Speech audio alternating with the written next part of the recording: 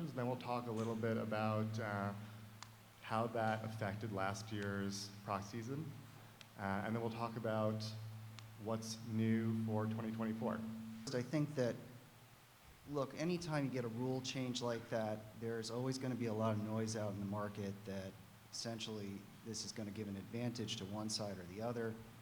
There's going to be confusion. People aren't going to know what to do. The truth is that investors are pretty smart, and they tend to figure this stuff out very quickly. So from our perspective, when we started the year, it did look like there were more settlements before the contest actually got started. But as time went on, you got the benefit of more fights. You actually realized that statistically everything was falling back in line, pretty much as it was back in 2022.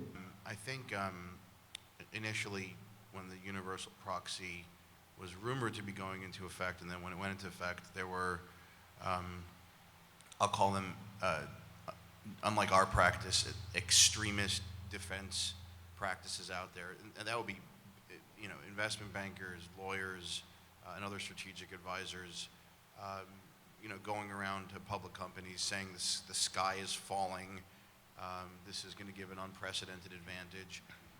And I think that was probably a marketing tool for firms to pick up clients with fear-mongering techniques. I think what we saw in reality, consistent with what you said, was early on we saw a lot of settlements earlier on than usual, than we normally see. And I think that was because there was a bit of a fear of the unknown from boards and from investors about how the BlackRocks of the world and the ISSs of the world would treat the universal proxy card. I think we've seen some changes, not a ton. I totally agree with Lawrence that, you know, director quality, nominee quality has improved. And I'd add that it matters a lot more. I mean, I've seen situations, you know, particularly it's interesting, I think, to look at control fight situations. And, you know, there have been some where, you know, you have a very poor slate, you know, maybe an ex, I'm not going to name the situation, but an ex-founder and, you know, a couple of other, you know, people he's known for years trying to take control of a small board.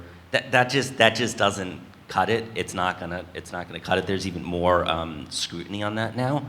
On the same token, if you have an activist, you know, with a very high caliber set of nominees, including a fund principal, you know, there's very much a pathway to getting on boards. And I think boards, the other big thing from our perspective is that boards have gotten a lot smarter, you know, not least of which from Lawrence's advice sometimes.